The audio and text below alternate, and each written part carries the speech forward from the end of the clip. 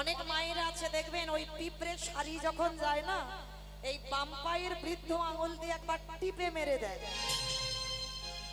অপরাধ নিও না, গান্ধারীর কি পরিণতি হলো দেখো আজকে।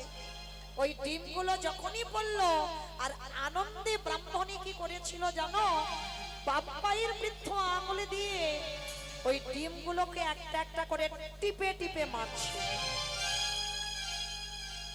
মাকড়সা উপরে ডুব করে কেঁদে উঠলো, খেয়ে দয়াময়, তুমি তোমার খাট দিলে না, তুমি তোমার পালঙ্ক দিলে না, তুমি তোমার থাকার জায়গা দিয়েছিল ওখানে। আমি তো কোনো অন্যায় করিনি, আমি তো কোনো অপরাধ করিনি, বিনা অপরাধে তুমি আমায় পুত্র হারা করে দিলে। তবে একদিনের জন্য যদি তোমায় ভালোবেসে থাকি, একদিনের জন্য যদি তোমায় ডেকে থাকি, আমার ক্ষুদ্র প্রাণ হতে পারে। আজকে যেমন আমার সন্তানরা পৃথিবীর আলো বাতাস পেল না, আমিও অভিশাপ দিলাম ওই ব্রাহ্মণীকেও আমার মতো কোনো না কোনো জন্মে শত শত পুত্র হারাতে হবে, হবেই হবে। ভক্ত বাৎসল্য ভগবান বললেন তথাস্তু, তাই হবে। কথা দিলাম মাকড়সা, তুমি যেমন ওই ব্রাহ্মণী যেমন তোমার সন্তানদের পৃথিবীর আলো বাতাস পেতে দিল না, তোমার চোখের সামনে তোমার সন্তানদের হত্যা করলো, আমি কথা দিলাম কোনো না কোনো জন্মে ওই ব্রাহ্মণীর শত শত পুত্র আমি নিজের হাতে নেব। 108 জন্ম আগেকার অপরাধ ফিরে এলো, 108 জন্ম পর অন্ধ ধৃতরাষ্ট্র আর মাতা গান্ধারী কুরুক্ষেত্রের মাঠে 100টা পুত্র একটা একটা করে প্রাণ হরণ করলো ভগবান। কেন? ওই যে বাবা কাঁদালে কাঁদিতে হয়, এ কথাটা মিথ্যা নয়। ঠিক এই রকম চৈতন্য মহাপ্রভুর মা শচী ঠাকুরানী একটা নয়, দুটো নয়, তিনটে নয়, 10-10টা ছেলে মেয়ে হারালো। কেন? এই শচী মাতা কে ছিল? এই শচী মা কে ছিল জানতে গেলে বাবা একটু সবাইকে যেতে হবে ত্রেতা যুগ। আপনারা জানেন এই ত্রেতা যুগে রঘুপতি রামচন্দ্র গেল 14 বছর বনবাস। এই জায়গাটা বাবা খুব মন দিয়ে শ্রবণ করবেন। পিতৃসত্য পালনার্থে কইকেয়ী মার কথা রাখতে বনবাস। আচ্ছা বাবা আপনারা কি মনে করেন সত্যি কি আমার কইকেয়ী মার কথা রাখতে পিতৃসত্য পালনের জন্য রাম বনবাস? না, তাহলে কিসের জন্য বনবাস হলো রাম? কইকেয়ী মা একবারও কিন্তু বলেনি বাবা 13 বছর রাম বনে যা, একবারও বলেনি 12 বছর বনে যা, একবারও বললো না 15 বছর বনে যা। একটাই কথা বলেছিল, আমার রাম যেন 14 বছর বনে যায়। কেন? এই 14 বছরের উপরে চাপ দিয়ে কথাটা বলেছিল। কেন? 15 বলতে পারতো, 13 বলতে পারতো, 10 বলতে পারতো, 14 বছর বললো কেন? কারণ আছে বাবা, সবটার পিছনে কারণ যদি না থাকতো তাহলে রাম 14 বছর বনে যেত না। এই 14 বছরে কেন হলো জানো? রামের যখন রাজ্যাভিষেক হবে বাবা 12 বছর বয়স, ভালো করে মন দিয়ে শ্রবণ করবে। রাজ্যাভিষেক হবে 12 বছর বয়স, কিন্তু এই রামচন্দ্র আবির্ভূত হবার আগে যখন সূর্যবংশে কোনো পুত্র সন্তান ছিল না বাবা, দশরথ নিঃসন্তান ছিল। আর দশরথের যখন কোনো সন্তান সন্ততি ছিল না, ওই সূর্যবংশে একটা অভিশাপ দেওয়া ছিল। কি অভিশাপ? না, এই সূর্যবংশে যদি কোনো পুত্র 25 বছরের আগে রাজ সিংহাসন পায়, তৎক্ষণাৎ নাকি তার অপঘাতে মৃত্যু হবে। 25 বছরের আগে যদি সিংহাসনে বসে, তৎক্ষণাৎ তার অপঘাতে মৃত্যু হবে। তো দশরথ কথাটা শোনা মাত্র হেসে উড়িয়ে দিয়েছিল, হায় রে, আমার সূর্যবংশে কোনো সন্তানই তো নেই, আর অভিশাপ দিচ্ছে, অভিশাপটা লাগবে কা? কিন্তু বাবা বহু বছর পর এই অভিশাপের কথা দশরথ ভুলে গেল। পুত্রশ্রী যজ্ঞ করে রাম, লক্ষ্মণ, ভরত, শত্রুঘ্নকে পেয়েছিল। কিন্তু যখন 4 পুত্র পেল, অযোধ্যাবাসী বাবা সাজো সাজো রব, অযোধ্যায় যেন আনন্দের রোল উঠেছিল। সবাই আনন্দে উৎফুল্ল হয়ে উঠল, কিন্তু ভুলে গেল বাবা সবাই সূর্য বংশের অভিশাপের কথা। দশরথের তো মনেই ছিল না, যখন রাজ্যাভিষেক হবে বাবা 12 বছর বয়স, অযোধ্যায় চারিদিকে আলো আলোকিত হয়ে যাচ্ছে, চারিদিকে বাদ্যি বাজনা, রামের অভিষেক হবে। কইকেয়ী মা ঘরে বসে, একজন মায়ের মনে ছিল বাবা, যেটা হচ্ছে কইকেয়ী মা ঘরে বসে হিসাব করে নিল, রামের এখন 12 বছর বয়স, ওর বাবা ভুলে গেছে অভিশাপের কথা। তাহলে এখনো 12 বছর বয়স, আর যদি 14 বছর বনবাস হয়, তাহলে আর 12 14তে কত হলো মা? গণনা চলছে, 12 14তে কত? 27 26 26, তাহলে 25 বছরের আগে সিংহাসনে বসলে অপঘাতে মৃত্যু। তা কইকেয়ী মা হিসেব করে নিল 26 বছর পর তারপরে যদি এসে সিংহাসন পায়, তখন তোমার রামের অপঘাতে মৃত্যু হবে না।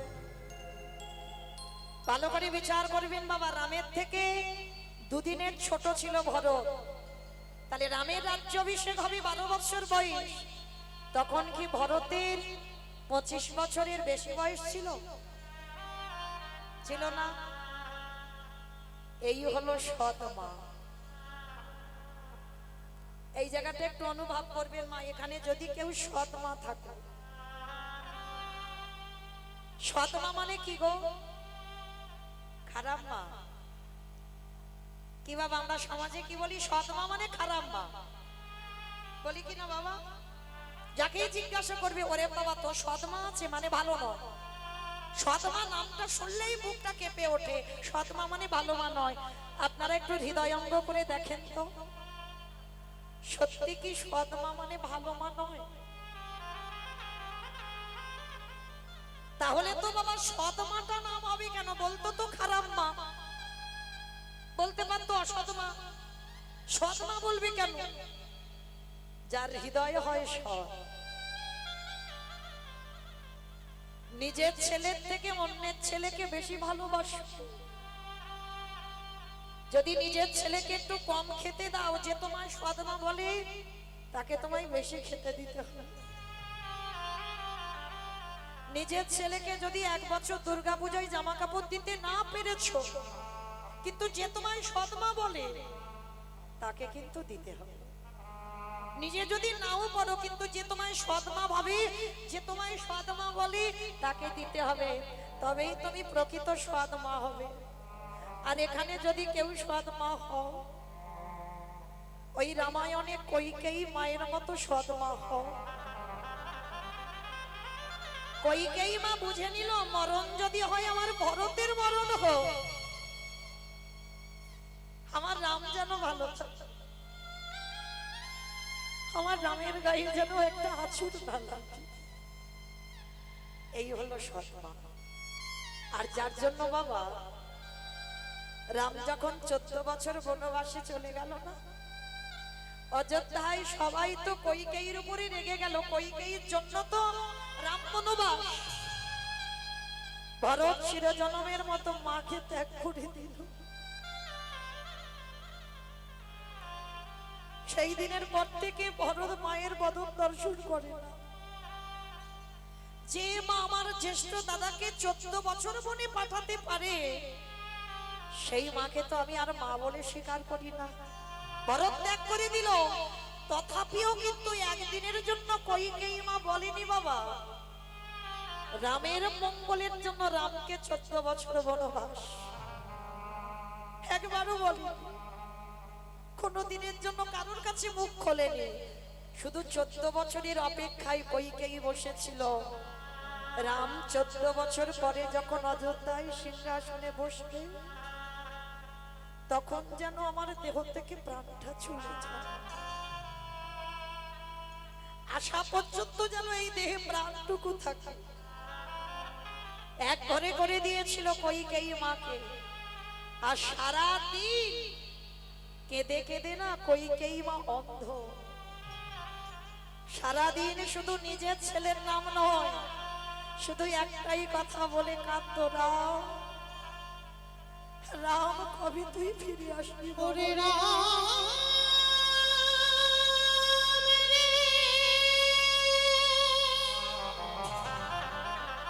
কতদিন হয়ে গেল তোর মধুর দর্শন দেখা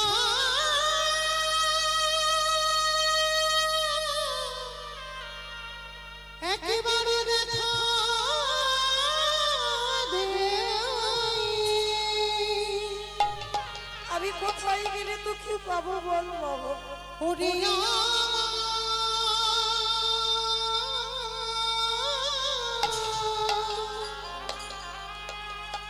নয়ন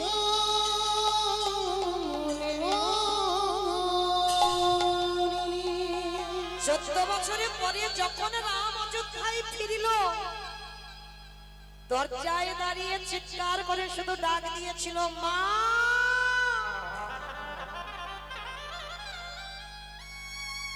মা গো।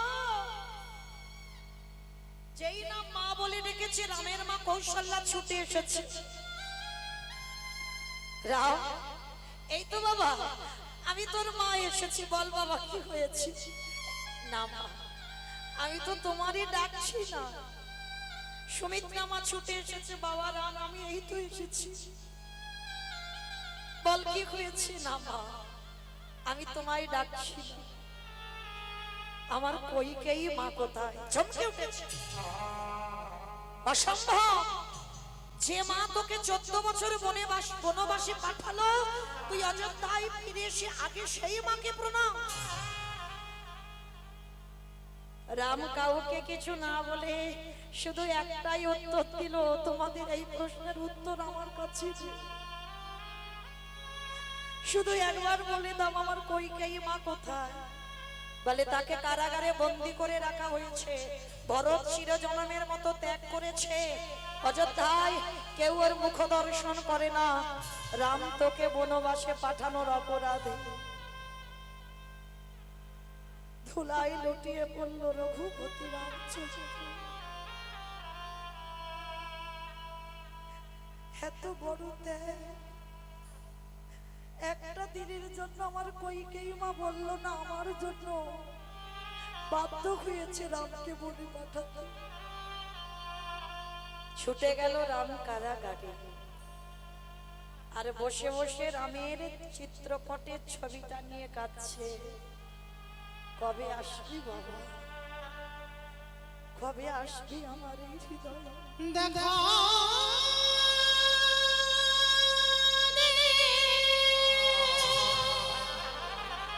একবার দেখে রাম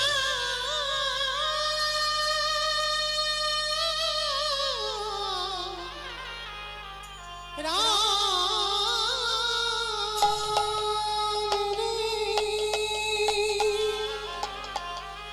আমার দেহ থেকে প্রাণটা দেখা রে, যাবে।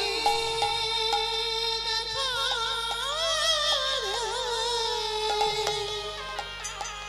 ওরে রাম রে।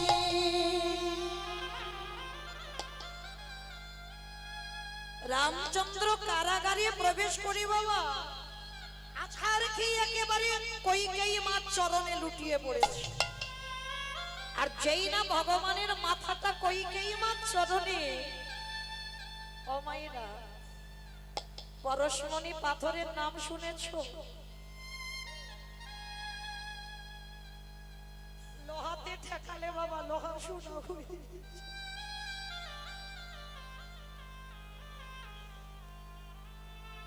আর আমার ভগবান যদি কাউকে পরশ করে, তার হৃদয়টা সোনার থেকে আরো দামি হয়ে যায়।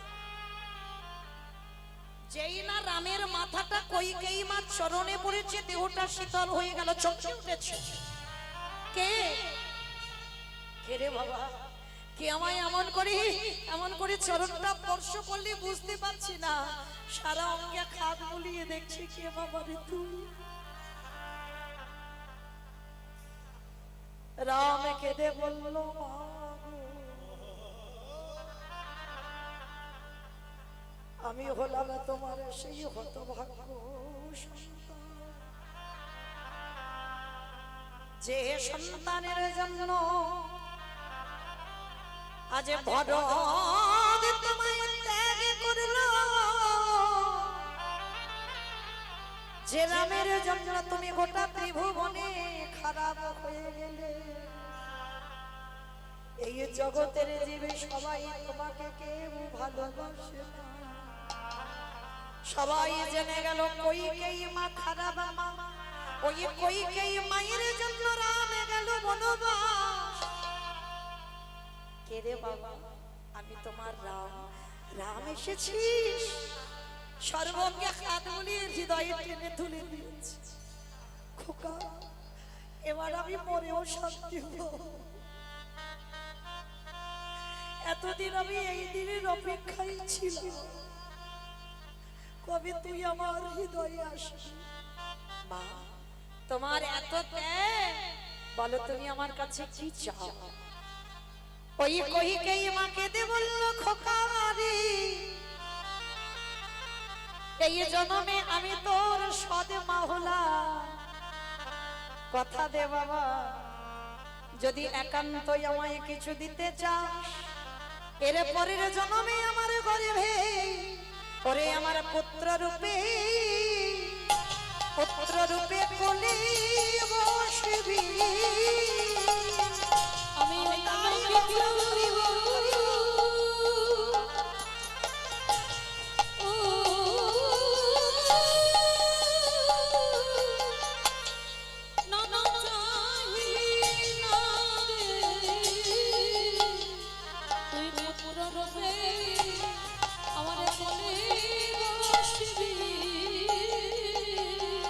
সেদিন রাম কথা দিল, মা গো, আমি এর পরের জন্মে তোমার গর্ভে সন্তান হয়ে যাব বটে,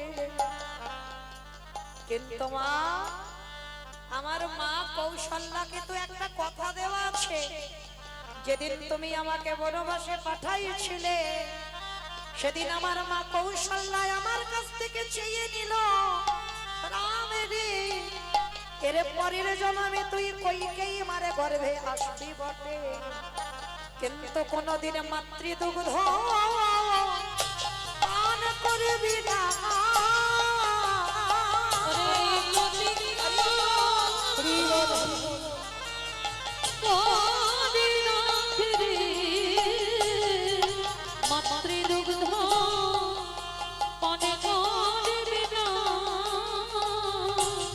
আস্তে তো সেদিন আমার কইকেই মা বলেছিল, কথা দিলাম বাবা, তুই যদি আমার স্তনদুগ্ধ পান নাও করি, কিন্তু আমার পুত্র হয়ে তোমার কোলে আসবি।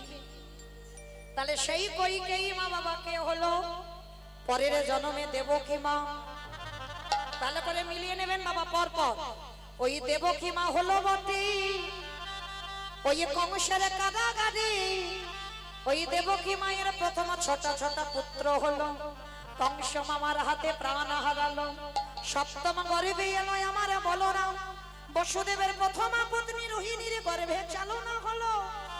অষ্টম গর্ভে এলো কৃষ্ণচন্দ্র, ওই ভাদ্র কৃষ্ণাষ্টমী তিথিতে বাবা বসুদেবের মাথায় করে নন্দালয়ে রেখে এলো। বাবা হিসেব গুলো ঠিক করে রাখবেন। প্রথম জন্মে দেখেন 8টা পুত্র সন্তান কেউ কোলে রইল না। কি বাবা আছে কি নেই?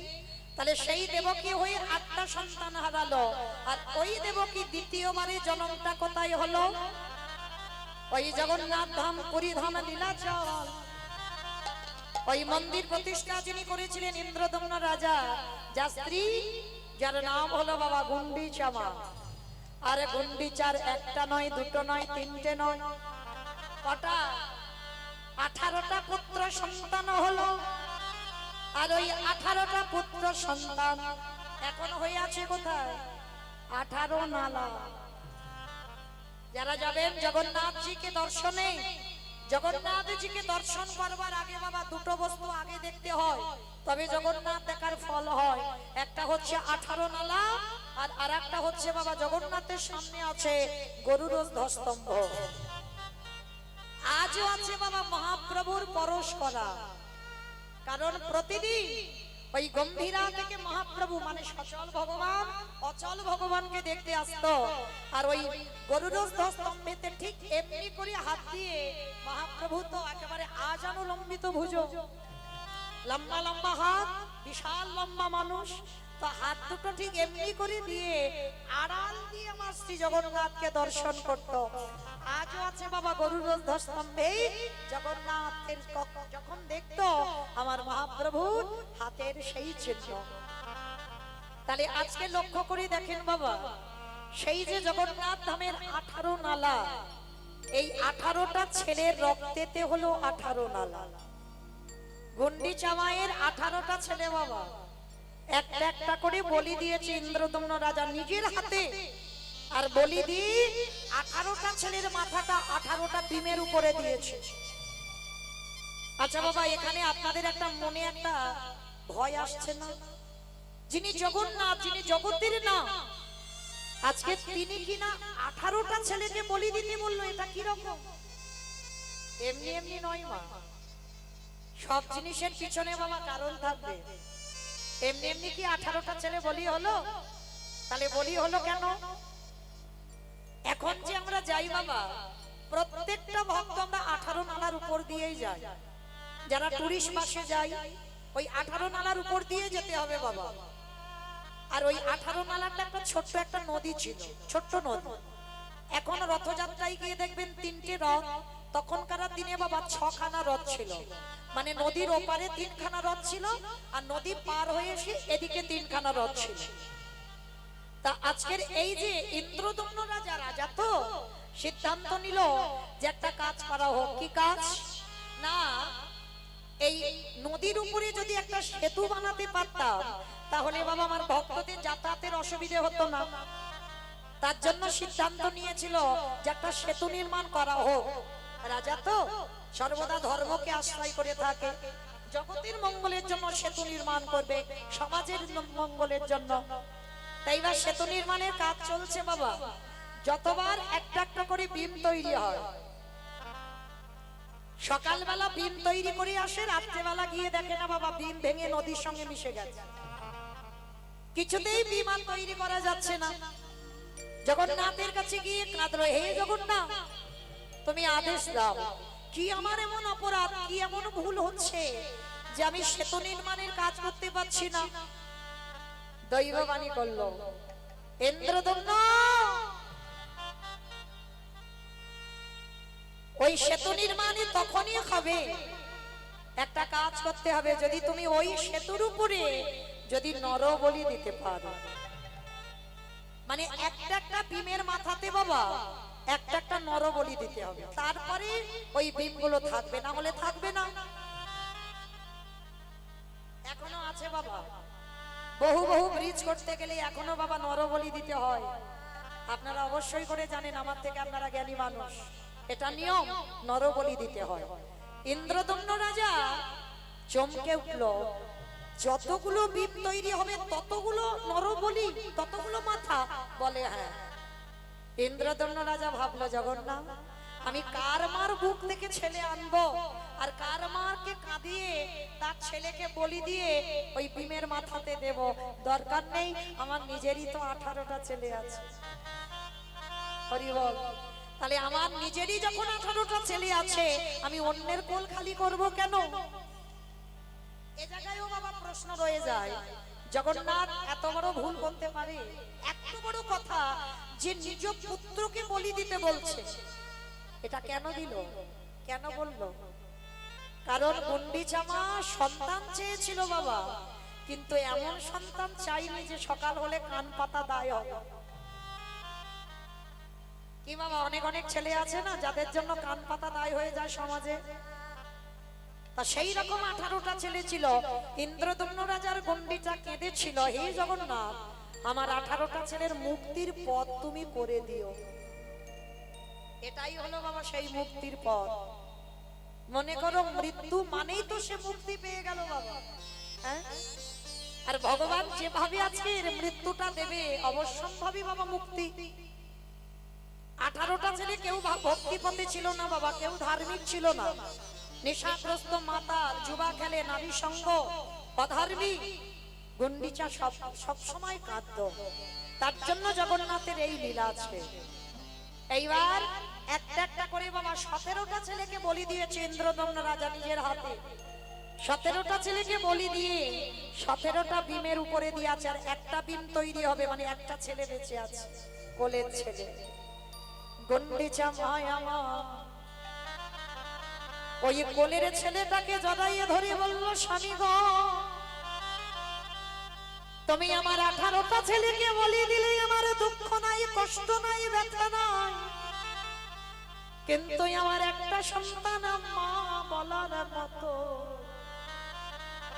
তুমি আমারে কোলে রেখে দিও। অসম্ভব। এই গুন্ডিচা বউ ছিল না, মা স্ত্রী ছিল না, সহধর্মিণী ছিল। গুন্ডিচা, তুমি আমার ধর্ম কাজে বাধা দিলে, তুমি বলছো তোমার ছেলেটাকে বাঁচিয়ে রাখবো, তার মানে তুমি তোমার ধর্ম কাজে বাধা দিচ্ছ। আর তুমি যখন আমার ধর্ম কাজে বাধা দিলে, আজকে থেকে আমি তোমাকে ত্যাগ করব। আজ যারা যাবেন পুরী ধামে দেখবেন মাসির বাড়ি, ইন্দ্রদম্ন রাজা নিজে খরচ করে গুন্ডিচার জন্য আলাদা ঘর বানিয়ে দিল। আজকে থেকে তোমার সঙ্গ ত্যাগ, তুমি আমার ধর্ম কাজে বাধা দিয়েছো। গুন্ডিচা মার কাছ থেকে কোলের ছেলেটাকে কেড়ে নিয়ে ওই 18টা ছেলেকে বলি দিল, আর 18টা ছেলের রক্তেতে হলো 18 নালা। তাহলে বলি দিল কেন? আপনারা যখন যাবেন বাবা 18 নালার উপর দিয়ে যান।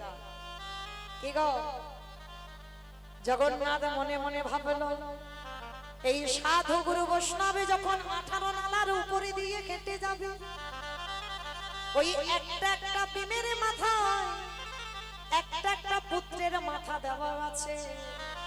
আরে যখন সাধু গুরু বৈষ্ণবদের চরণ ধুলা পাবে, ওই 18টা ছেলের পূর্বপুরুষ তারা উদ্ধার পাবে। ওই ভক্ত চরণ ধুলি মাতাকি করলে, তাদের পূর্বপুরুষ উদ্ধার পাবে।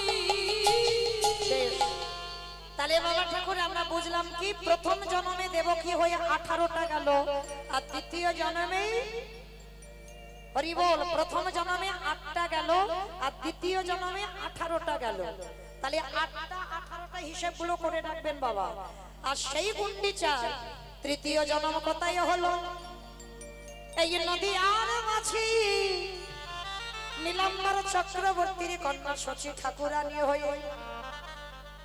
কিরকম কাঁদালে কাঁদিতে হয়। রামকে 14 বছর মনে পাঠিয়েছিল বাবা। 14 বছর পরে কৌশল্যা মা রামকে পেয়েছিল, কিন্তু কৌশল্যা দুঃখ করে অভিশাপ দিয়ে রেখেছিল, তুই যতবার মা হবি ততবার তোর কোলের কাছে কেউ থাকবে না। দেখেন মিলিয়ে, তাহলে শচী মা হয়ে প্রথম অদ্বৈতের প্রণামে 8টা কন্যা সন্তান মারা গেল। নবম গর্ভে বিশ্বরূপ এলো, 16 বছর বয়সে সন্ন্যাসী হলো। দশম গর্ভে নিমাই এলো, 24 বছর বয়সে সন্ন্যাসী হলো। তাহলে কটা ছেলে হারালো বাবা? 8টা, 18টা, 10টা। একা রামকে কাঁদানোর অপরাধে 14 বছর। আজকের প্রতিটা জনমে জনমে কাঁদতে হলো। তাহলে আপনাদেরও চরণ ধরে বলে যাই মা, কর্ম এমন করবেন যে কর্মের জন্য যেন বাবা আমাদের আর 80 লক্ষতে ফিরতে না হয়, যেন 80 লক্ষতে যেন ফিরতে না হয়। এবার যেন বাবা আমরা 4 লক্ষবার মানব জনম, এবার যেন আমরা সামনের দিকে এগিয়ে যাই, আমাদের পিছনে যেতে না হয়। নিতাই গৌর প্রেমানন্দ। হরি বল, হরি বল, হরি বল। তাহলে মায়েরা কি বুঝলাম? কর্মফল কাউকে ছাড়বে না, তাই তো? তাই সবাই প্রত্যেকটা ব্যক্তি আমরা কর্মের দিকে খেয়াল রাখবো। তাই তো চৈতন্য মহাপ্রভু কি করছে গো নবদ্বীপে? কেহ বলে পুরবীতি রাবণ বধিলা, কেহ বলে পুরবীতি। আমা উলু কই গো? কেহ বলে পুরবীতি রাবণ বধিলা। কেহ বলে পুনরতে আমার গদারি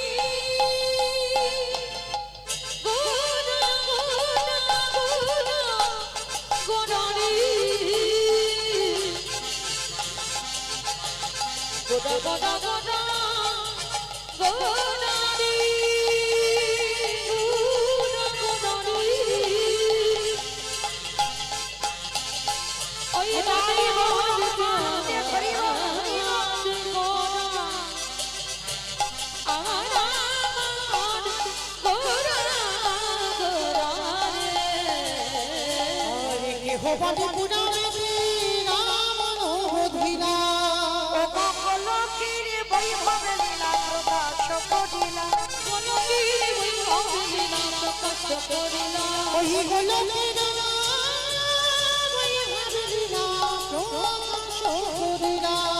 সেই রাধারে ভাবে এরে গোটাই অবতার। রাধা ভাবে রে গোদা গোদা আরে শ্রী রাধার ভাবে রে গোদা জগতা।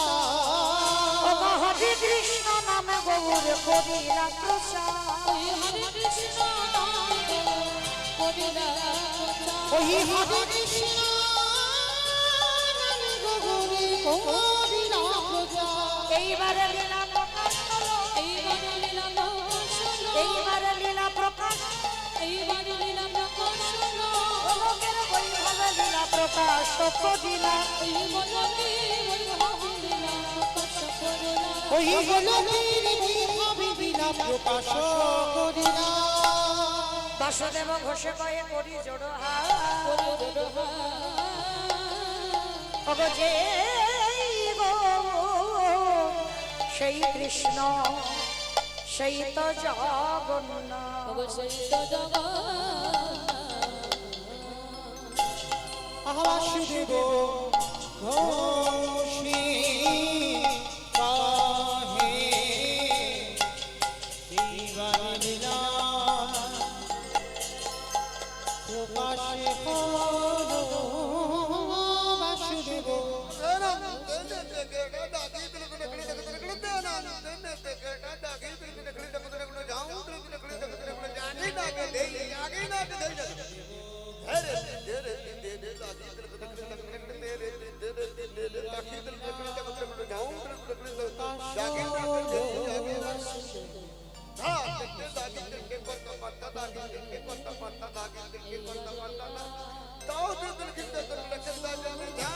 বাসুদেব ঘোষী কহে এইবার লীলা প্রকাশ হলো।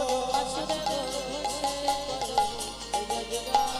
প্রকাশ হলো। বাসুদেব ঘোষী কহে এইবার লীলা লরে ভগবান বাসুদেব জানি তাই চলুন এবার আমরা সবাই চলে যাব মধুমস্ত ধাম বৃন্দাবন ধাম। তা তখন যখন নবদ্বীপে ছিলাম একবার দেখি সবাই মিলে একবার বলেন তো দেখি গৌর সুন্দর কি নবদ্বীপে ধাম কি সচির নন্দন কি ধ্বনিটা হলো কি এটাও জয় বললাম ধ্বনিটা হলো কি এটা না কিছু হয় এইটা জয় নয় একটু প্রেম সে জয় দিতে হবে এত জোরে জয় দাও কত দূর যাবে জানো বাসন্তী চলে যাবে, ক্যানিং চলে যাবে, আমার বাসন্তী ক্যানিং যাবে হাসনাবাদ যাবে।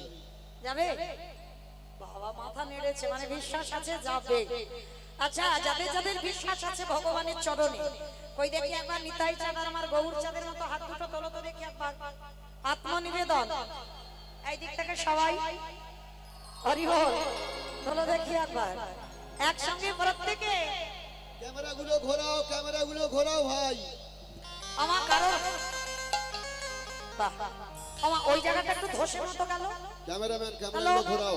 সবাই একসঙ্গে বলবেন কেমন গৌর সুন্দর কি জয় নবদ্বীপে ধাম কি জয় সচির নন্দন কি জয় কৃষ্ণ প্রিয়া কি জয় নিতাই চাঁদ কি জয়।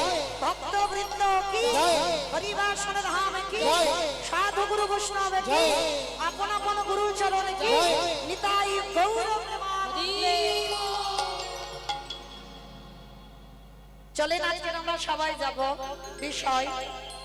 তো বিষয় যেতে গিয়ে আজকে আমরা মায়ের একটা ভজন গাইতে গাইতে যাব। হোক কি মায়ের একটা ভজন হবে তো বেশ, এবার একটু উলুধ্বনি দেন, আমার চন্দনটা একটু হয়ে যাক, একটু উলুধ্বনি।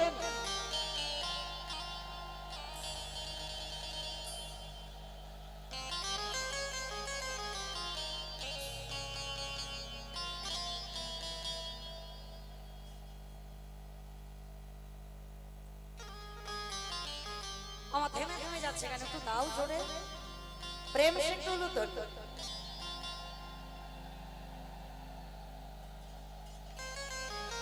নিতাই গৌর প্রেমানন্দে হরি বল হরি বল। হরি বল হরি বল হরি বল। চলো এবার আমরা ভজন গাইতে গাইতে একটু বিষয়ে প্রবেশ করি, একটু উলুধ্বনি সবাই একসঙ্গে যাব।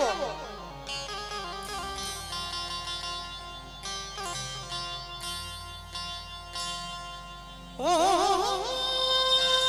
রাধে গোস্বামী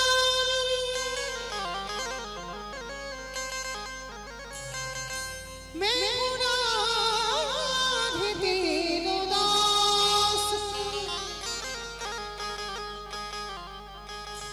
জনমে জনমে মোহি দিজিও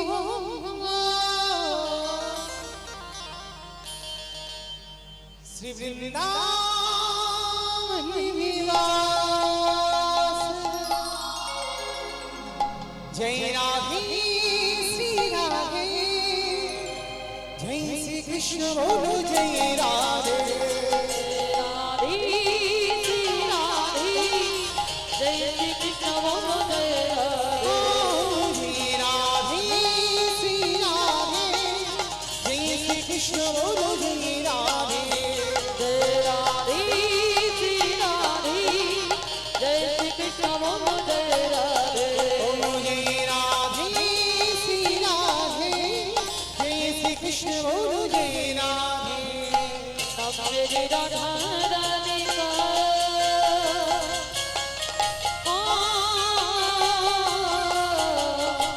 सब मेरी राधा रानी का जिसने गाया है ओ बाकी बिहारी ने उसे अपना बनाया है ओ बाकी बिहारी ने उसे अपना बनाया है श्री राधे श्री राधे আজকে আমাইরা আমি আর আমার সম্প্রদায় যাব, আর কেউ যাব না, সবাই যাব। বাহ, সন্ধ্যাবেলায় দেখি যারা যারা যাব সবাই দেখি আমার সঙ্গে এবার হাত দুটো তোলো দেখি, সবাই আত্মনিবেদন, সবাই একসঙ্গে তালে তালে করো তালি, কেমন সবাই? नाम मेरे राधा रानी का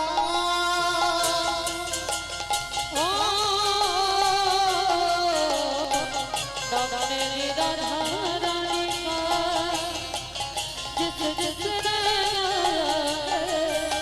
ओ बाकी बिहारी ने उसे अपना बनाया है ओ बाकी बिहारी ने उसे अपना बनाया है जय राधे श्री राधे जय श्री कृष्ण बोलो जय राधे जय राधे श्री राधे जय श्री कृष्ण बोलो जय राधे শ্রী রাধে শ্রী রাধে শ্রী রাধে শ্রী রাধে।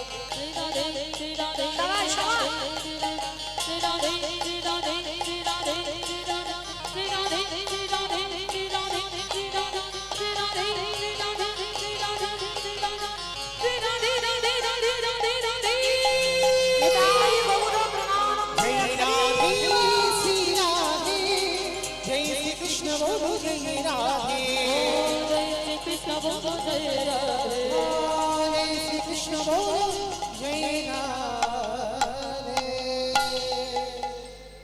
जय राधे। प्रेम से सबाई मिले एक बार बोलो राधा रानी की জয় হয়নি। এত ভক্তের নাকি এইটুকু আওয়াজ। অমাইরা তোমাদের এই মালঞ্চ এলাকায় শাশুড়ি বউ মাতে ঝগড়া টগড়া হয় না? হয় হয় না? এইটা বিশ্বাস হলো না। হয়, আমি জানি তো হয়, কম বেশি তো আছে। আচ্ছা, এই শাশুড়ি বৌমাতে ঝগড়া হলে যেমন গলাটা বার হয়, একটু জোরে বের করো, গলাটা একটু ছেড়ে দাও, কেমন? বলো রাধা রানী কি তার মানে হয়। বৃন্দাবনেশ্বরী কি, যমুনা মাইয়া কি, নন্দগাম কি, পূজাগাম কি, দর্শনম কি, ভক্তবৃন্দ কি, হরিবাসর ধাম কি, সাধু গুরু বৈষ্ণব কি, আপন আপন গুরু চরণ কি, কমিটি ভাই সব কি, হরিনাম যজ্ঞ কি, মহাপ্রসাদ কি, আজকের আনন্দ কি, নিতাই গৌর প্রেমানন্দে। পৌঁছে গেলাম আমরা সবাই বিষয়। তবে বিষয়ে যাওয়ার আগে আপনাদের চরণে আমার বিনীত নিবেদন, আমার কমিটি দিদি ভাইরা আছেন, দাদা ভাইরা আছেন, ভাইরা আছেন, যারা যারা আছেন এই সহযোগিতায়, যাদের উদ্যোগে, যাদের প্রচেষ্টায় কীর্তন, তারা যাবেন আপনাদের কাছে ভিক্ষার ঝোলা নিয়ে। যার যেমন সামর্থ্য আছে, যার যেমন ক্ষমতা আছে, আপনারা ওদের ভিক্ষার আঁচলে দেবেন। আপনাদের দান নিয়ে যেন এই হরিবাসর আরো দীর্ঘস্থায়ী হয়, আরো যেন বহু বহু কীর্তনীয়রা নতুন নতুন আসতে পারে, এসে যেন আপনাদের সম্মুখে লীলা কীর্তন শ্রবণ করাতে পারে। তো আমার দিদি ভাইরা যাচ্ছেন সবাই, প্রত্যেকে কিন্তু দেবেন মা, কেমন? আর যারা যারা দেবেন যেন ঝনঝন আওয়াজ টাওয়াজ না হয়, একটু একটু বেশি বেশি ব্যবস্থা করো, কেমন? এইটুকু আপনাদের কাছে নিবেদন। আমি জানি মালঞ্চের ভক্তরা খুব ভালো, তবে একটু বলা কথা বললাম, কেমন? সবার কাছে যাচ্ছি, প্রত্যেকে দেবেন কিন্তু। চলেন এবার আমরা সবাই বিষয়ে যাব। নিতাই গৌর প্রেমানন্দে হরি হরি। তবে আজকের আমরা আস্বাদন করব বাবা উত্তরপ্রদেশের এক ভক্ত, যে উত্তরপ্রদেশে ভক্তের নাম ছিল বাবা সদন কষাই। আস্বাদন হবে আমাদের সদন কষাই। বিশেষ করে বাবা বৈষ্ণব সমাজ, ভক্ত সমাজ, সবার চরণ ধরি আমার নিবেদন, ভক্ত কেমন হয়, বৈষ্ণব কেমন হয়, যদি মন প্রাণ দিয়ে বাবা এগুলো শুনতে পারে। কারণ বাবা যারা ভক্তমাল গ্রন্থ পড়েছেন তারাও জানেন ভক্তদের চরিত্র কেন পড়া হয়। পরীক্ষিত মহারাজ বাবা 7 দিনের আয়ুর মধ্যে 5 দিন শুধু ভক্ত চরিত্র শুনেছিল। পরীক্ষিত মহারাজ শেষে থাকতে না পেরে আকুমার ব্রহ্মচারী প্রভুপাদ শ্রীল সুখদেব গোস্বামীকে প্রশ্ন করেছিলেন, গুরুদেব আপনি বললেন কৃষ্ণ লীলা শুনলে মুক্তি পাওয়া যায়, আপনি শুধু ভক্তদের চরিত্র শোনাচ্ছেন কেন? ভালো করে শুনবেন বাবা, এটা পরীক্ষিত রাজা প্রশ্ন করেছিলেন গুরুদেব সুখদেব গোস্বামী। কারণ 5 দিন শুধু ভক্ত চরিত্র বলেছিল, ধ্রুব চরিত্র, প্রহ্লাদ চরিত্র, অম্বরীশের চরিত্র, অজামিলের চরিত্র, মানে পরপর ভক্তদের চরিত্র পরীক্ষিত রাজাকে শোনাচ্ছে। আর পরীক্ষিত রাজা হেসে বলছে, গুরুদেব আপনি তো কৃষ্ণ লীলা শোনাচ্ছেন না, শুধু ভক্তদের কথা বলে যাচ্ছেন। গুরুদেব একটা উদাহরণ দিয়েছিল। উদাহরণটা কেমন জানো? আচ্ছা বাবা, যদি এখানে কারোর পেটের সমস্যা হয়, মানে পেটে যাই খাক না কেন বাবা গ্যাস হয়ে যায়, অম্বল হয়ে যাচ্ছে, মানে হজম শক্তি কমে গেছে বাবা, ডাক্তার বৈদ্য কবিরাজ করেছে, সবাই একটাই কথা বলছে তোমাকে একটু হালকা খাবার খেতে হবে। মানে হালকা খাবার কি, মানে যদি তুমি ওই অন্ন ব্যঞ্জন পাও, মানে তরি তরকারিটা একটু হালকা করে, মানে একটু রিচ খাবার করলে হবে না, মানে তেল মরিচ মশলা দিলে হবে না, একটু হালকা খাবার খেতে হবে। কেন? তোমার পেটের সমস্যা। তা 1 মাস ওষুধ খাবার পর সবে বাবা ওই অল্প অল্প খেতে খেতে একটু শরীরটা ভালো হচ্ছে, পেটটা ভালো হচ্ছে। আচ্ছা মা আপনারা বলেন, পেটের সমস্যা যার 1 মাস চিকিৎসা করে হয়তো ভেলোর থেকে বেড়েছে, আর ফিরেই বাবা যদি ধুম করে একেবারে কষা কষা কিছু খেয়ে ফেলে, তখন তার কি দশা হবে? মানে সবে তো চিকিৎসা করে ফিরছে, ডাক্তার বলে দিয়েছে মানে রিচ জিনিস খাওয়া যাবে না, তেল মরিচ মশলা খাওয়া যাবে না, আর সে ঘরে ফিরে একেবারে তেল মরিচ মশলা খেয়েই বসে আছে, তাহলে কি হবে বাবা? সে বাঁচবে বলে মনে হয় বেশি দিন? যদি বা দুদিন টিকতো ও আর টিকবে না। আমার কিছু বুঝতে পেরেছো? পারছো না? গুরুদেব সুখদেব গোস্বামী পরীক্ষিত মহারাজকে বলল, পরীক্ষিত, ভগবানের লীলা বোঝা বড় ভার, অত সোজা নয়। রাধা গোবিন্দের কৃষ্ণ লীলা, রাধা গোবিন্দের প্রেম তত্ত্ব বুঝবার মতো এখন বোধবান তোমার হয়। ভক্তদের চরিত্র শুনতে শুনতে যেদিন তোমার হৃদয়টা পেকে যাবে,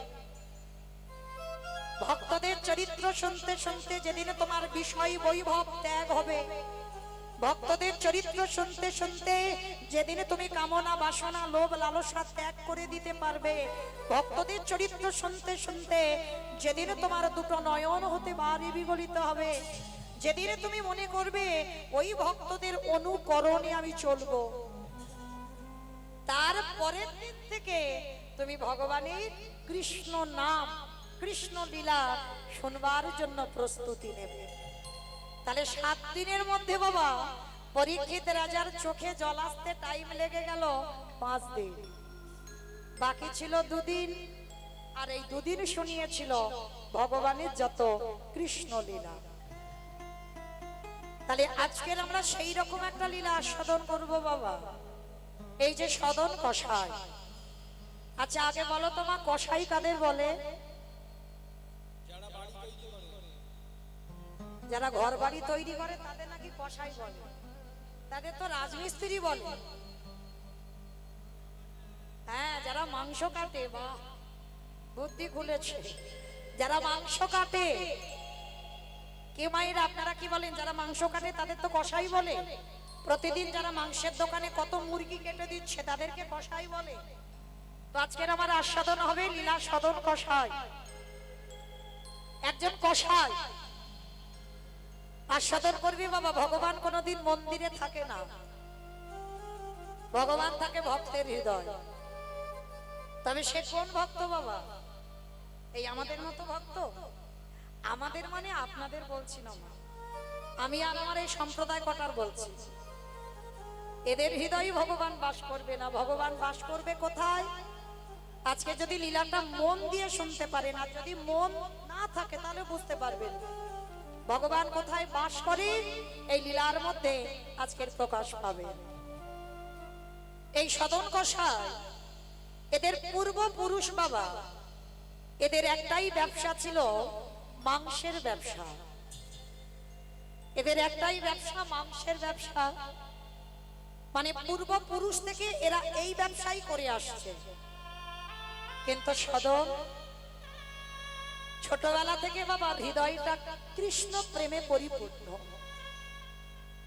সর্বদাই সদনের হৃদয়ে কৃষ্ণ প্রেম, সর্বদা সদনের হৃদয়ে কৃষ্ণ ভক্তি। কিন্তু কেউ বুঝতে পারতো না বাবা, কেন জানো? এত লোক দেখানি ছিল না। যেমন মায়েরা আস্তে মা আস্তে, কথা নয় কথা নয়, এত গুনগুন আওয়াজ হচ্ছে, একটু বন্ধ করো, একটু বন্ধ করো গো, পায়ে পড়ে বলি, একটু বন্ধ করো, বড্ড আওয়াজ হচ্ছে। এই সদন কষাই পোশাকে ভক্ত ছিল না বাবা। এখন সমস্ত বাবা পোশাক দেখে চেনে। কি বাবা ভুল বললাম? দাদার সঙ্গে তিলক সেবা করা থাকবে, এই আমার মতো মোটা তুলসীর মালা গলায় থাকবে, গেরুয়া বসন থাকবে, প্রসাদ ভুজি হব শিখা থাকবে, তারপরে বুঝবো যে ভক্ত, না হলে ভক্ত নয়। আপনারা কি বলেন বাবা? নিজেদের বিবেক দিয়ে হৃদয়ঙ্গ করে বলে, ভক্ত কি এইগুলো দেখলে চেনা যায়? বৈষ্ণব এইগুলো দেখলে চেনা যায়? যদি এইগুলো দেখে বৈষ্ণব চিনবেন, তাহলে 12 জন বৈষ্ণবের মধ্যে বাবা বৈষ্ণবদের আচার্য হলেন পরম বৈষ্ণব বাবা ভোলানাথ। ভোলানাথের নাম আছে গলায় তুলসীর মালা, না আছে দাদার সঙ্গে তিলক সেবা, বাবা গেরুয়া বসন, এগুলো তো কিছুই নেই। অথচ বাবা সেই বাবাকে বলা হচ্ছে 12 জন বৈষ্ণবের মধ্যে সব থেকে বড় বৈষ্ণব। কেন? বাবা আভরণে বৈষ্ণব নয়, বাবার ভিতরটা ছিল বৈষ্ণব। পোশাকে কিছু হয় না বাবা, আগে ভিতরটা তৈরি করো বৈষ্ণবতা। ভিতর তৈরি করে তুমি বাইরেটা সাজাও। ত্রিনাদপি শনিষ্ঠিন তরুরিব সহিষ্ণুনা অমানিনা মানদেন কীর্তনীয় সদা হরি। হৃদয়টা ঘাসের থেকে আরো নরম করে দাও। ঘাসকে যেমন ঘাসের উপরে আপনারা বসে আছেন, কই ঘাস একবারও কথা বলে মাথা তুলে বলছে যে তোমরা মৌমিতার কীর্তন শুনছো, শোনো, আমাদের এত কষ্ট করে চেপে বসে আছো কেন? যে গাছ আমাদের অক্সিজেন দেয়, অথচ বাবা সেই গাছের ডালপালাগুলো আমরা ছিটে দিই। গাছ একবারও মাথা তুলে বলে না যে আমি তোমাদের এত এত অক্সিজেন দিই, তোমরা আমার ডালপালাগুলো ছিটে দিচ্ছ কেন? ভক্ত যদি তুমি হয়েছো, বৈষ্ণব যদি তুমি হয়েছো, গাছের মতো বাবা সহিষ্ণুতা অর্জন করতে হবে। অমানিনাকে মান দিতে জানতে হবে। অমানিনা মানে যাকে জগতে কেউ সম্মান করে না, জগতে যাকে নিচু জাত বলে, ছোট জাত বলে, যাকে অসম্মান করে, সমাজ যাকে সম্মান করবে না, তুমি যদি ভক্ত হও তোমাকে তাকে কোল দিতে হবে। তোমার কাছে এগুলো বিচার হবে না, অমানিনাকে মান দিতে হবে, গাছের মতো সহিষ্ণুতা অর্জন করতে হবে, তৃণের মতো ওর থেকেও নরম হতে হবে। কেউ যদি হাজার কটু কথা বলে যায়, একটা গালে চড় দিলে বাবা আর একটা গাল বাড়িয়ে দেবে, মেরে দেখে নিয়ে। ভক্ত হলে কোন রাগ, অভিমান, দুঃখ এগুলো থাকে না। ভক্ত হতে গেলে মা একটা কথা বলে যায়, যদি জীবনে সুখ আসে, সুখে উৎফুল্ল হয়ে যায় না ভক্ত, আর যদি জীবনে দুঃখ আসে, সেই দুঃখেতে বাবা একেবারে লুটিয়ে পড়ে না। কারণ যারা ভক্ত তারা ভালো করে জানে সুখ ছিল কপালে, তাই সুখ এসেছে, আর দুঃখ এটাও আমার ছিল, তাই আমায় ভগবান দিয়েছে। তাহলে সুখের সময় আনন্দে নাচানাচি করে না, আর দুঃখের সময় একেবারে ধুলায় গড়াগড়ি গিয়ে কান্না কান্না করে না, এরাই হবে ভক্ত। সব সময় একই ভাব তাদের হৃদয়ে থাকে। তো এই সদন পোশাকে বাবা কোনোদিন বৈষ্ণব নয়, পোশাকে কোনোদিন ভক্ত নয়। আপনারাই বলেন না, কেউ যদি সারাদিন সকাল থেকে আর রাত 10টা পর্যন্ত শুধু ওই মাংস কেটে যায়, সারাদিন বাবা শরীরে রক্ত মাংস লেগে থাকে, কত গন্ধ, তাকে দেখলে মনে হবে ভক্ত? কিন্তু সদনের একটা অভ্যাস ছিল। কি অভ্যাস জানো? সর্বদা ওই মাংসের দোকানে মাংস বিক্রি করে আর মাংস কাটে, আর কি বলে জানো? ভোলি গৃহ সজ।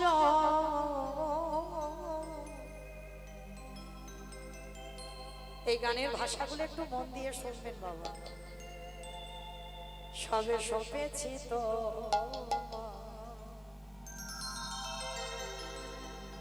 রাখো রাখো রাঙা পা,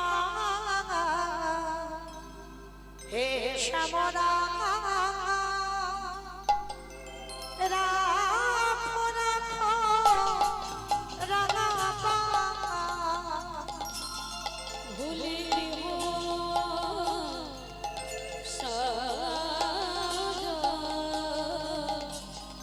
সবে সপেছি রাখো রাখো রাঙা পা, হে শ্যামরা রাখো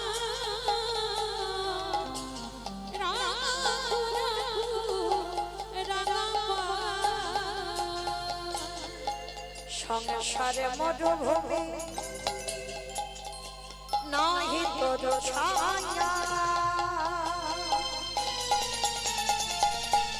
নাম নীল দশা আনমে ঘোময়া। সংসার মরুভূমি নাহি তোর ছায়া, নাম দশা আনন্দ মায়া। ওগো আনন্দ নিপবন নন্দ দুলালে আনন্দ নৃপমতে নন্দ দুলালে ঘোষাব দিন হরি অষ্ট যমুনা রাখু রাখু রাগাপাল হে সমরা রাখু রাখু রাগাপাল হে সমরা রাখু রাখু রাখু রাখু রাগাপাল। সদন কি করেছে বাবা, প্রতিদিন সকালবেলা মাংসের দোকানে চলে যায়, মাংস কাটে, মাংস বিক্রি করে। তো আজকের হঠাৎ রাস্তা দিয়ে যেতে যেতে অমাইরা রাস্তায় না একটা পাথর কুড়িয়ে পেয়েছে, একটা পাথর কুড়িয়ে পেয়েছে। কিন্তু পাথরটা বাবা মজার পাথর। কিরকম মজার পাথর না, এই পাথরটা যদি মাংসের দোকানে কেউ 1 কিলো মাংস কিনতে আসে বাবা, পাথরটা 1 কিলো ওজন হয়ে যায়। আবার কেউ যদি 5 কিলো মাংস চায়, ওই একটাই পাথর 5 কিলো হয়ে যায়। আবার যদি কেউ 2 কিলো চায়, পাথরটা 2 কিলো হয়ে যায়। তো সদন মনে মনে ভাবছে, বাহ, এ তো বড় আশ্চর্য পাথর, তাহলে তো আর আমার বাটকারার দরকার নেই। মানে আমার এই দোকানে একটা পাথর থাকলেই সব বাটকারার কাজ হয়ে যাবে। আচ্ছা মা, তোমাদের মালঞ্চ বাজারে যদি কোনো দোকানে এইরকম একটা বাটকারা পায় কেউ, তা সেই দোকানে একটা ভিড় হবে না বাবা? মানে একটা পাথর সব রকম, 5 কিলো 2 কিলো 1 কিলো 50, মানে যখন যা বলবে ওই পাথরটা তাই হয়ে যাবে। মনে আনন্দ, সদন মনে মনে ভাবছে, যাক, অত অভিজ্ঞতা নেই তো। হরি বল। ভক্ত কেমন হয় দেখো, আমরা কত ভালোভাবে ভগবানের সেবা দিই, কুল কিনারা পাই না। ভগবানের কত মন্ত্র দিয়ে ডাকি, কুল কিনারা পাই না। আর সদনের চরিত্রটা একবার শুনে দেখবে, ভক্ত হতে গেলে তার স্বভাব কেমন হওয়া উচিত। এইবার নুড়ি পাথরটা ওই দোকানের পাল্লার উপরে বাটকারা হিসাবে রেখেছে। প্রতিদিন সকাল সকাল ওই মাংসের দোকানে ভিড় হয়। আবার কেউ মাংস না কিনে বাবা পাথরটাকে দেখবার জন্য আসে, মানে আশ্চর্য পাথর। তো হঠাৎ একদিন সকালবেলা এক বৈষ্ণব ওই পথ দিয়ে যাচ্ছে, আর যেতে যেতে বাবা ওই পাল্লার উপরে ওই নুড়ি পাথরটাকে দেখতে পেয়েছে। আর যেই না নুড়ি পাথরটাকে দেখতে পেয়েছে, সঙ্গে সঙ্গে বৈষ্ণব বাবাজি ছুটতে ছুটতে এসেছে। সদন, এই ছেলে, হাই হাই হাই হাই হাই গো, এই তুই কি করেছিস? হ্যাঁ, বলে কেন বৈষ্ণব ঠাকুর, আমি কি করব? আরে আজকে তুই তোর এই মাংসের দোকানে এই পাথরটা পেলি কোথায়? কেন বাবাজি, আমি রাস্তায় আসছিলাম, আর আস্তে আস্তে ওই পাথরটা আমার পায়ে পড়েছিল, আর পায়ে পড়তে ওই নুড়ি পাথরটা কুড়িয়ে আমার দোকানে পাটকারা করেছে।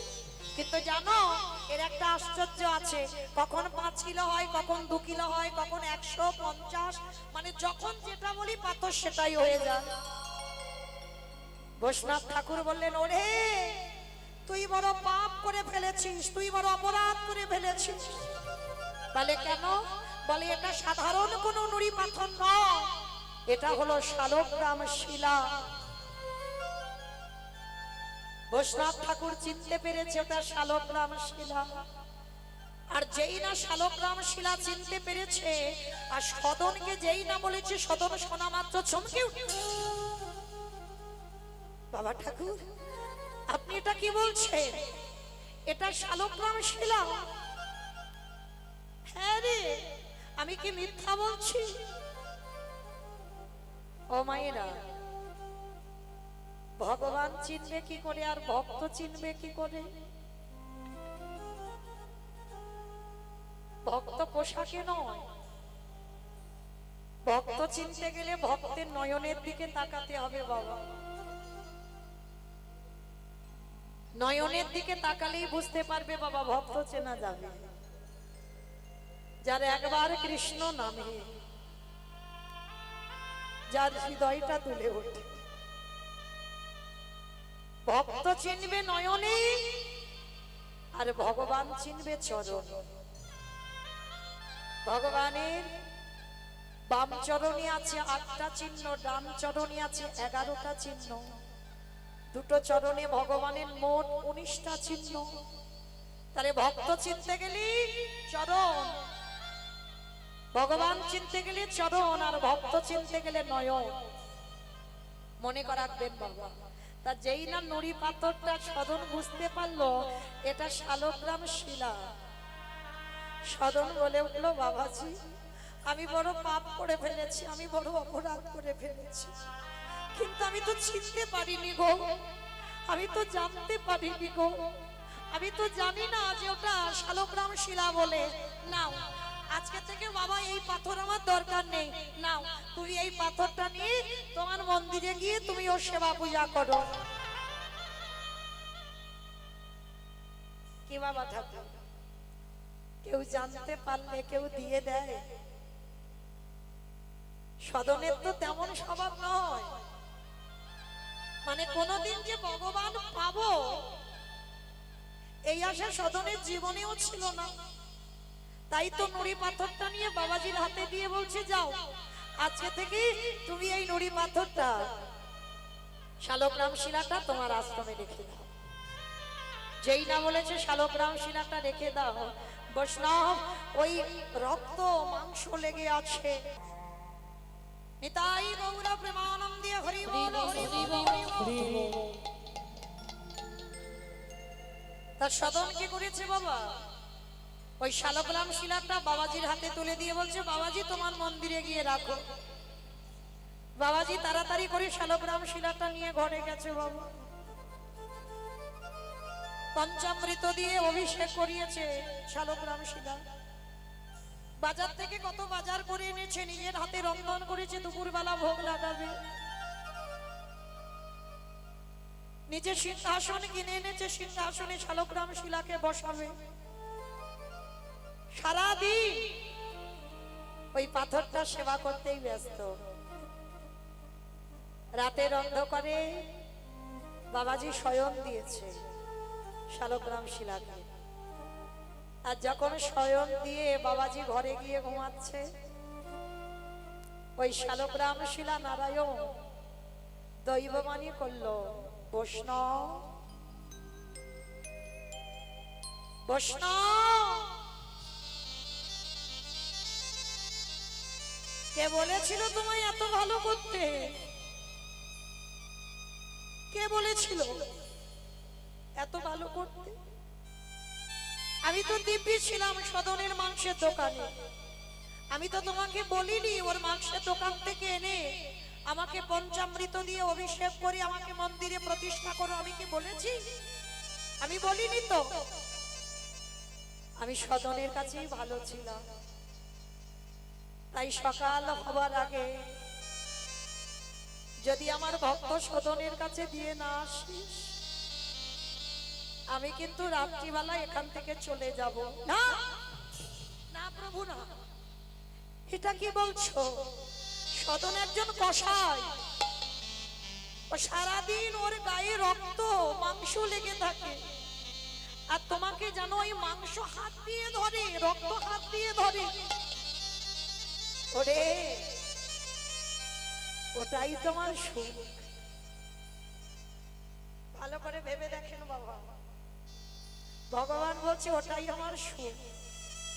বলে প্রভু কি করে ওখানে তুমি সুখে থাকো? বলে জানিস, যখন ওই পাল্লার উপরে একদিকে সদন আমাকে রাখে আর একদিকে মাংস চাপায়, আর যখন আমাকে ওই পাল্লার উপরে দেয় আর পাল্লাটা একটু দোলনার মতো দোল খায়, আর সদন গুনগুন করে গান গায়, ওইটা যে আমার বড় শুনতে ভালো লাগে। আর ওইটা শুনবার জন্য আমি সদনের মাংসের দোকানেই বসে থাকি। চমকে উঠলো বাবাজি, এটা কি বলছো প্রভু? আস্তে আস্তে আস্তে আস্তে ঝগড়া পড়ে করো, আস্তে বাবাজি বলে উঠলো, ধন্য ধন্য দয়াময়, তোমাকে এত যত্ন করেও আমি তোমাকে এখানে বেঁধে রাখতে পারলাম না। আজকে তুমি সদনের ওই কষাই ওই মাংসের দোকানে থাকতে চাও? ঠিক আছে, তুমি যখন বলছো আমি কথা দিলাম, আমি কথা দিলাম, সকাল হতে হতেই আমি তোমাকে সদনের ওই মাংস দোকানে রেখে আসবো। ভক্ত বাৎসল্য ভগবান দৈব বাণী করে চলে গেলেন। সকাল না হতে হতে ওই বৈষ্ণব ঠাকুর শালগ্রাম শিলাটা নামাবলী দিয়ে জড়িয়ে নিয়েছে। নামাবলী জড়িয়ে নিয়ে ততক্ষণে মাংসের দোকান খুলে দিয়েছে। আর যখনই মাংসের দোকান খুলে দিয়েছে, ওই বাবাজি শালগ্রাম শিলাটা বুকে ধরে সদনের দোকানে এসে সদনের চরণে লুটিয়ে পড়েছে। তাই গৌর প্রেমানন্দে করিব, সদনের চরণে লুটিয়ে পড়ে বললেন, ধন্য সদন তুই ধন্য, কারণ এত যত্ন করে আমি আমার ভগবানকে ধরে রাখতে পারলাম না। এত আদর যত্ন করে এত ভালো ভালো নিজের খাতে খাবার খাইয়ে আমি ধরে রাখতে পারলাম না। আর আজকে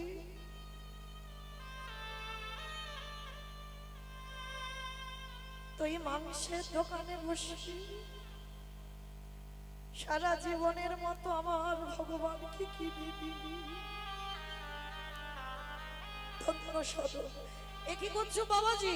আমার আমার চরণ ছুঁয়ো না, আমার চরণ স্পর্শ করো না, এতে আমার অপরাধ হবে। ছু, এতদিন আমি মন্ত্রে তন্ত্রে ডেকে পাই, আজকে থেকে আমি তোর চরণ সেবা করব।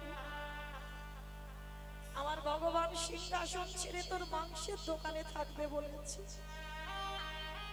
শালগ্রাম শিলাটা নিয়ে সদনের হাতে মাংস রক্ত লেগে আছে। বাবাজি ওই শালগ্রাম শিলাটা নিয়ে সদনের হাতে তুলে দিয়েছে। সদন ওই ভগবানকে কোনোদিন তো বুঝতে পারিনি, কোনোদিন ভগবান কেন দেখেনি বাবা। ভগবানকে বক্ষে জড়াইয়ে ধরে সদন কাঁদে আর বলে, হে দয়া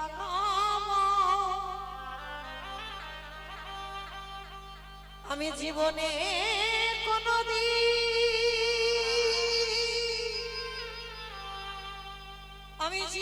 কোনোদিন তোমায় ডাকিনি, তোমায় পাবো বলে জীবনে কোনোদিন ভাবিনি। তুমি কিনা সেই আমার জন্য ওই রাজ সিংহাসনে ত্যাগ করি আমার মাংসের দোকানে ছুটে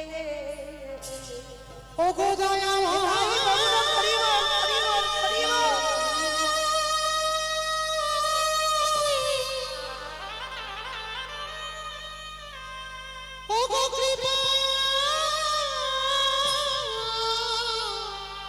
কৃপা